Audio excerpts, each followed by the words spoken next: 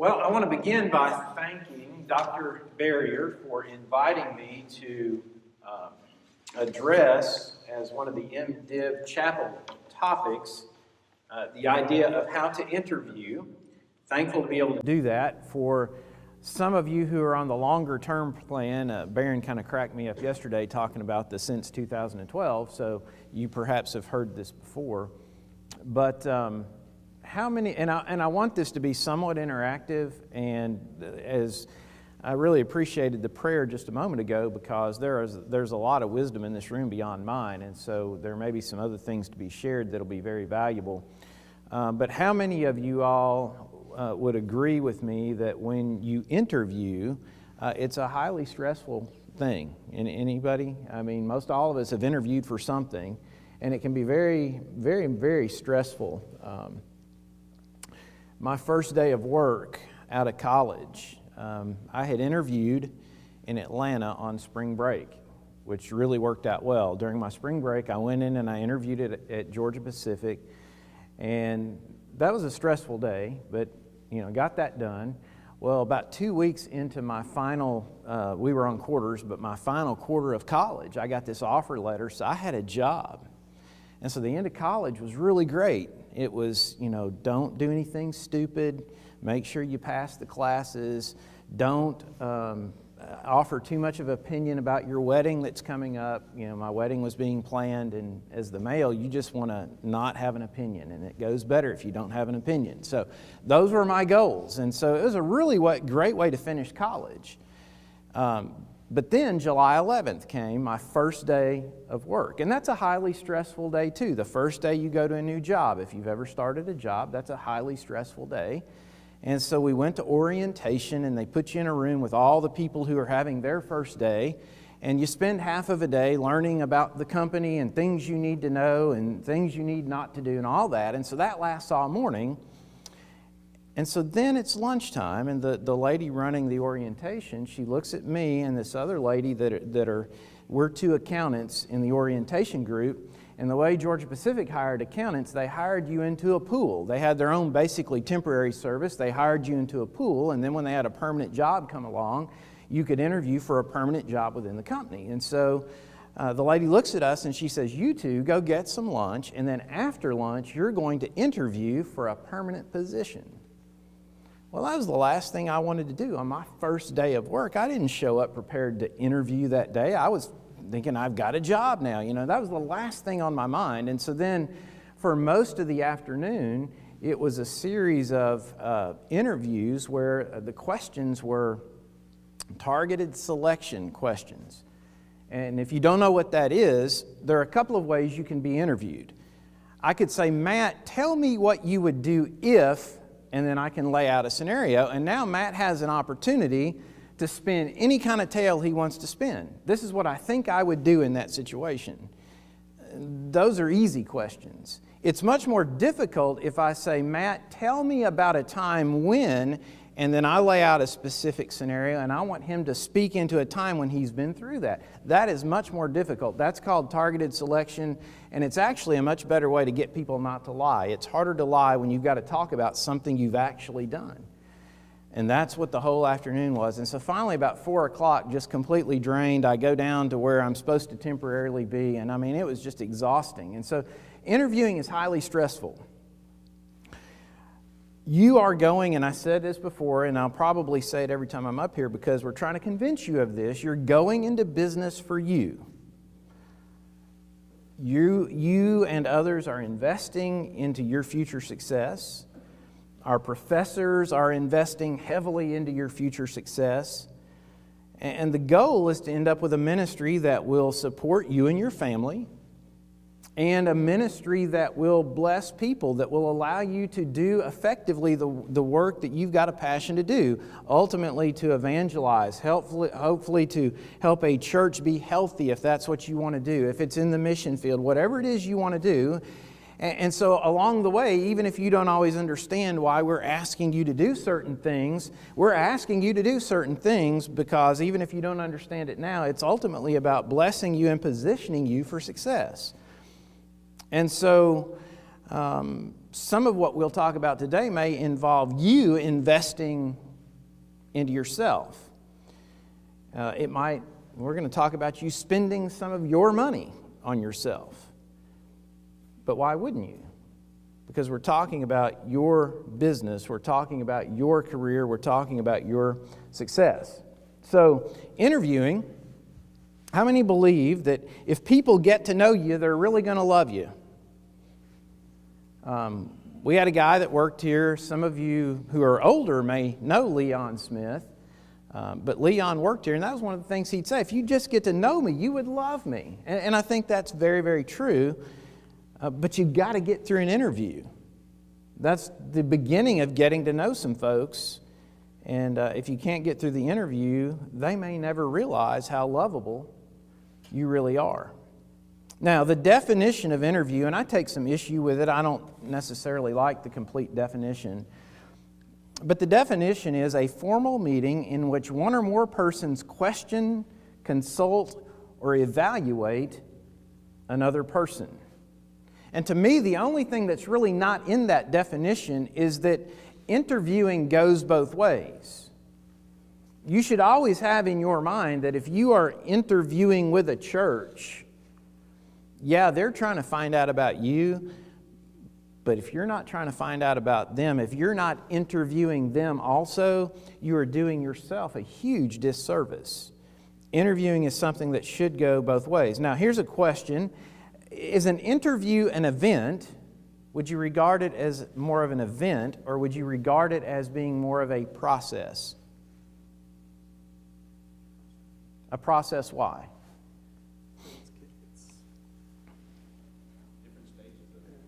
Okay, I think that's the way to be thinking about this. An interview, it's not this 1 or 2 or 3 hour block of time that I set aside. It is, I think if you think in terms of it being a process, and especially when you're interviewing with churches, churches can turn it into a marathon of a process. And I don't know that they always intend to do that, but sometimes that happens, and sometimes it can be frustrating. But as you go through the process, be finding out as much about them as they are about you. There was one book, I was looking for it in my office, and I couldn't find my copy because my books are completely not organized, and maybe it's not even in there, but there's a book a guy named Dan Miller wrote a few years ago. It's called 48 Days to the Work You Love. And if you want to understand the process of the job search, and he's not writing from a church perspective, but if you want to understand the process and some things you ought to think about and some things you ought to avoid, I would really recommend that you read Dan Miller's book. It's a good read. It would be worth your time. Things to consider, and if you're taking Travis's class, you're going to focus on this heavily, but to get the interview in the first place, what is normally the first thing that a group of elders is going to see to introduce you? It starts with R and it ends with E. A resume.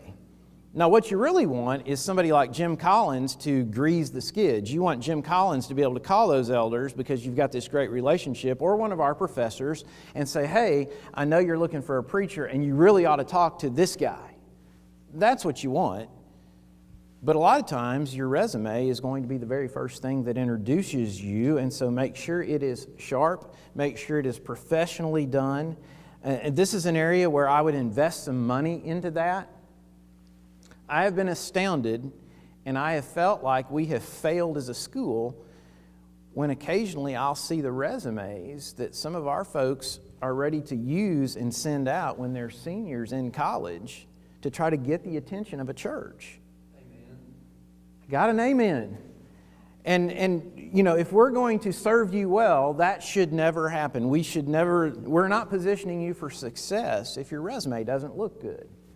Now, how many of you believe you're an expert at putting a resume together?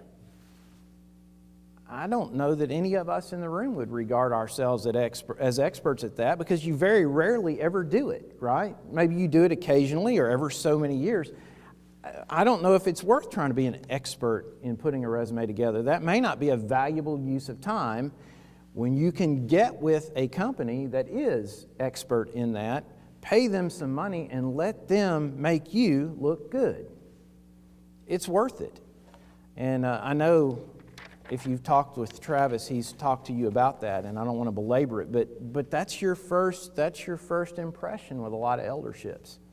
Again, if you've got a connection with a church, use that connection. If Michael Jackson knows somebody at that church where you're trying to get your foot in the door, ask Michael to, that's another reason you never want to burn bridges around here, because you want to be able to go to guys or Rosemary or whoever it may be and say, hey, if you could put a good word in for me, that would be wonderful. You want to be having friends who can put in good words for you. For those of you who have interviewed with a church and the process has anybody gotten frustrated by the length of the interview process from the time you make contact to when you finally get to talk to them, when they finally make a decision? Anybody been frustrated? There is a frustration with that. And I think one of the reasons we get frustrated is this. You're interested in finding a job.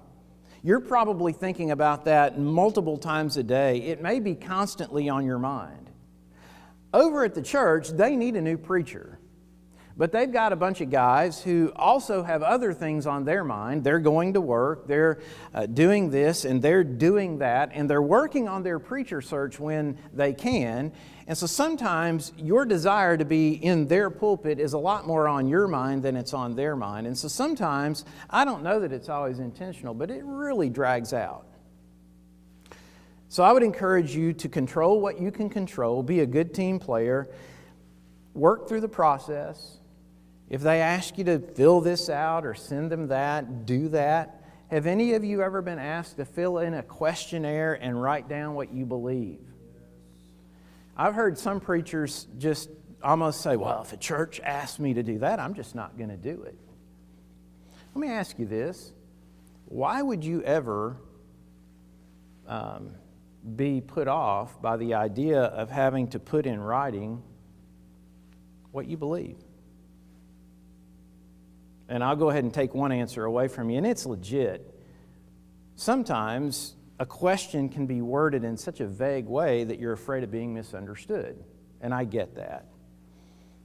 But the beauty of most of these things where a church might want to know what you believe about things, once you've done, the questions never vary a whole lot, and once you invest the time one time, then you're done. And the beauty of it is, too, you may read through what you wrote down 5 years ago, and then maybe you've taken some classes and you've learned and you've grown, and you realize 5 years later, I wouldn't write the same answers today that I wrote 5 years ago. So it can actually help you see some growth in yourself. But again, this church is trying to decide if they want to marry you. Is that an okay word to use?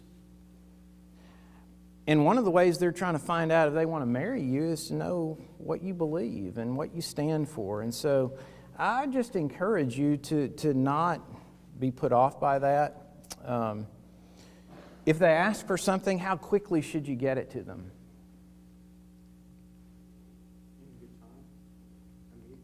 As soon as you can. I would say, if you wait and wait and wait and wait, does it show genuine interest if it takes you a long time to answer their question? Probably not. One thing that I would encourage you to do, and especially if you've, we'll use Barron, he's preaching out at Maud, he's got a full-time gig out there, and so if Barron were to want to do something else, what Barron doesn't want to have to do is to be forced to be looking for a job. So if Barron gets interested in another congregation, he'd rather not the world know that he's gone and shown some interest somewhere else, right? But some churches, they don't think about you, they think about them. And so they may start wanting you to come in and do a Sunday for them, and if there's any way possible, ask the church if you can sit down and have a kind of an interview, kind of a conversation with them before you ever get in their pulpit. Because it can save them and it can save you a lot of headache. You might sit down with them for supper or over coffee and realize this is a dysfunctional leadership. This would not be a healthy place for me to work. You might see that immediately and know that it's not worth your time or theirs to get in their pulpit. A lot of times elders don't think this way. They just want to keep their pulpit full on Sundays, and so they'll run this parade of people through, and it's hard to convince them that that's not even in their best interest. But the last thing you want to do is have the elders where you are know you've been interviewing and then them get mad and decide that now you're going to have to find a job whether you want to or not. And sometimes you can avoid things like that if you try to interview before you ever get in the pulpit at that church. You need to prepare. You need to check the clock. I'm about out of time and not quite done. Do some research on yourself. Think about your strengths and your weaknesses before you get in the interview room and jot those down. You're gonna be asked about them. It's good to go ahead and think in terms of what they are. Helps you become more self-aware, may help you understand where you need to set some goals, because they may ask you about your weaknesses, where are your opportunities to grow and get better. And if you can't put something out there, they're going to think you're lying, because we all have our blind spots. We've all got our areas where we need to do better. And so think about those things ahead of time. You can go online and find interview questions for various career fields that are often asked. You can do some research. When it comes to spending some money, you need to buy and have some clothing that's appropriate for interviewing.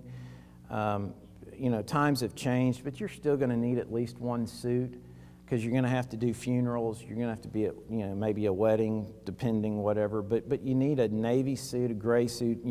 I'd suggest you go downtown to Coates Clothing and you tell them, I need a suit that would work for interviewing, that would work for when I've got to do a funeral. I need one suit that could cover a lot of ground, and then get them to help you with that.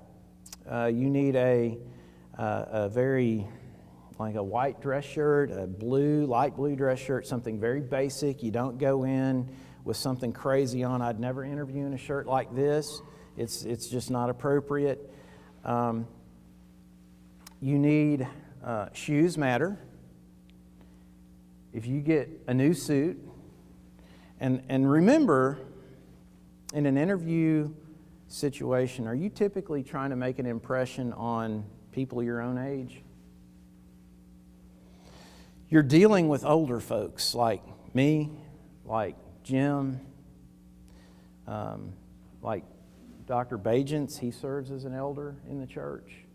People out of a different generation. And there are people who they look at everything, and what they're trying to decide is if you care. Do you care about this job? Who knows your heart? It's not a trick question. Who knows your heart? God. It's not a trick question. Is there anyone else in the world who can fully know your heart other than God? There's not. And so what this church is trying to do is they're trying to use all these other methods to determine, does this guy really care? Does this person really want this job? And so they're trying to use everything else they can. Do they communicate in a timely way? Did they answer the questions we asked them to answer? Do they dress like it matters to them? It's this idea.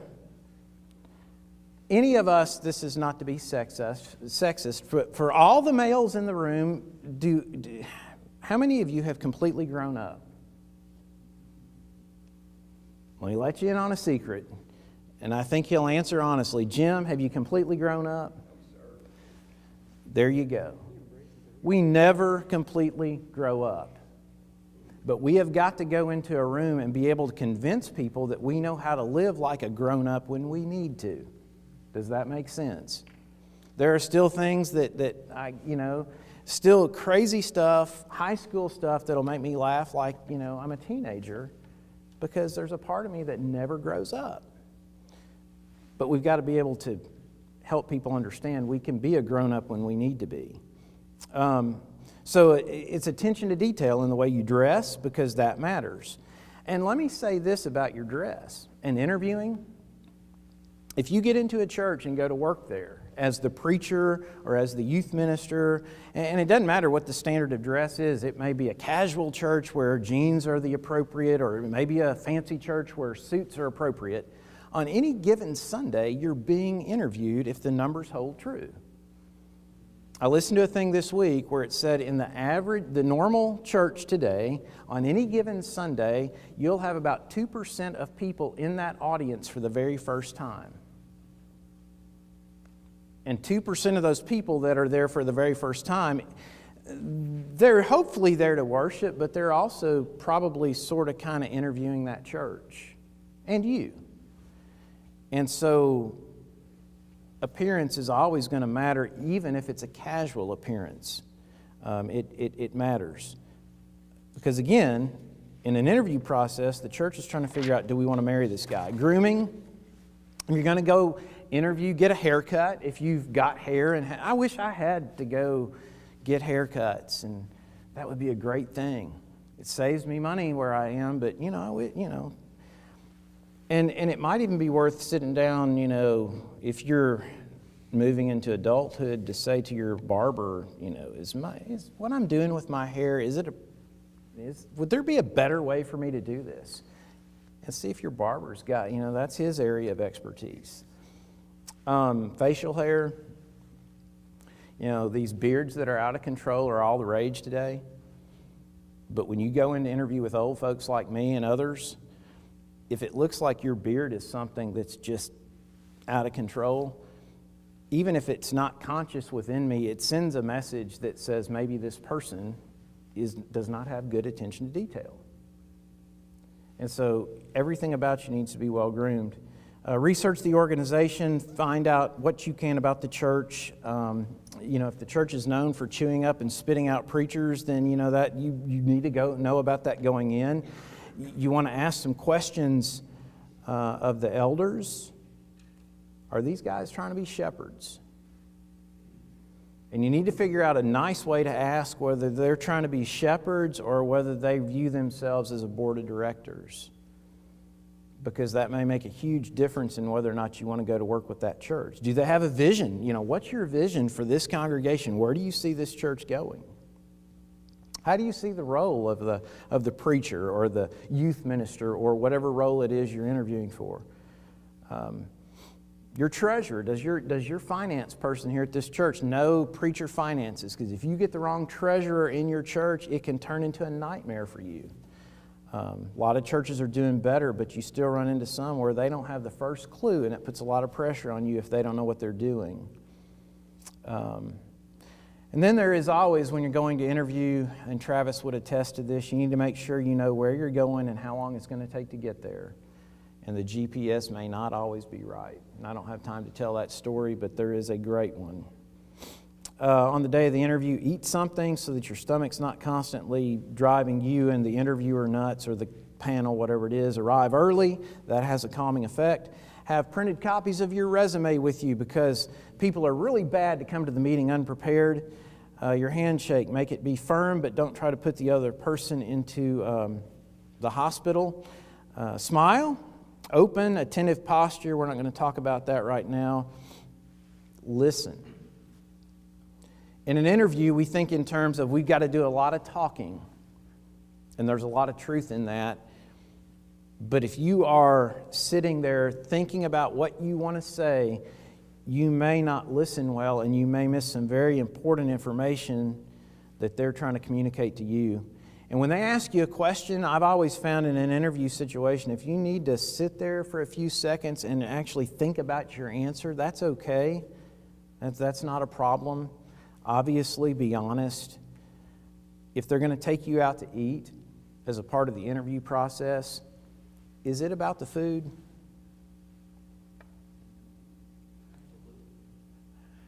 Depends on the place.